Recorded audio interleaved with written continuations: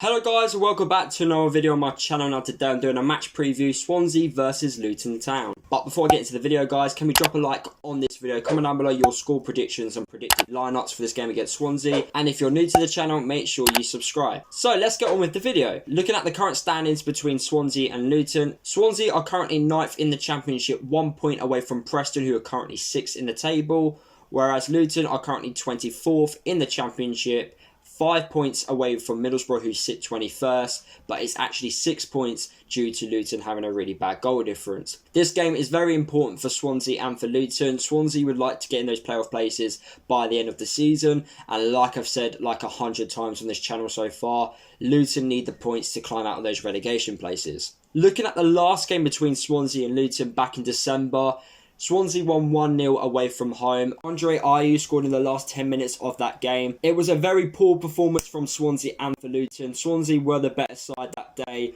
and Luton only had 1 shot on target. So hopefully Luton can have a better performance this time round against Swansea. Looking at Swansea's last game, they beat Middlesbrough 3-0 away from home. Brewster got 2 goals and Andre Ayew scored a penalty. It was a very good performance from Swansea away from home against Middlesbrough, and I didn't even know until I looked at the stats. Swansea only had 3 shots on target and they scored with every shot on target. And as we all know, Luton's last game was a 1-1 draw at home to Preston, a very poor performance. Going forward, Luton were very poor, but we managed to get a lucky draw as Callum McManaman scored with our only shot on target. Looking at the talking points from this game, Nathan Jones has actually beaten Swansea twice as Stoke manager. Will he be able to do it for the 3rd time, but as Luton manager? Funny enough, Swansea and Luton's form is roughly the same. Swansea have only lost once in their last 7 games, the same as Luton, but obviously going into this game, Swansea are going to look a lot stronger as they beat Middlesbrough 3-0 on the weekend, whereas Luton obviously got the 1-1 draw,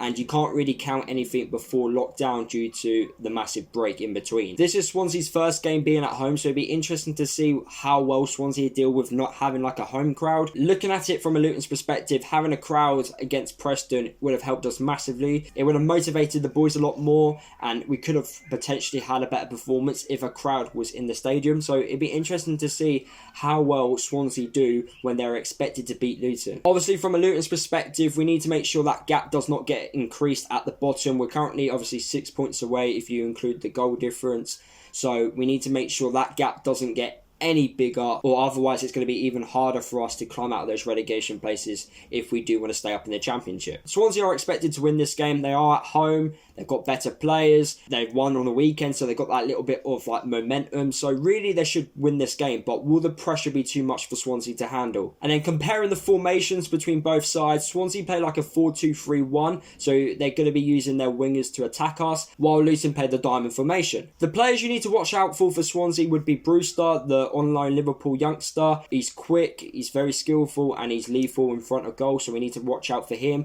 We've got slow centre back, so it'd be interesting to see how well we can cope with his pace. Andre Ayew, an experienced player who's played at the top level, he scored against us last time, so it'd be interesting to see how well he can do this time round. And don't forget on loan Chelsea player Gallagher, who can cause so many problems in that number 10 role. Players to watch for Luton: James Collins is looking for his 1st goal back after the restart. Same with Harry Cornick as well. Harry Cornick's pace in this game will be needed to make sure he can get behind the defence. And lastly, Callum McManaman as well. Impact sub, causes so many problems off the bench. Would he start this game? Who knows? But if he does come on at some point or starts it, he needs to make sure he has an impact and continue his form from the weekend. My score prediction for this game is a 1-1 draw. Luton can't afford to lose this game. We've got Leeds coming up away from home as well, so losing this game will just make things even more difficult for us, so we need to make sure we get something from this game, and a draw away from home to Swansea is not a bad result either, but hopefully the teams around the bottom do not obviously gain points against the teams they are playing against. But from a Swansea's perspective, a 1-1 draw at home to Luton is not the best of results, as they want to get into those playoff places at the end of the season. So what would be my predicted lineup for this game against Swansea?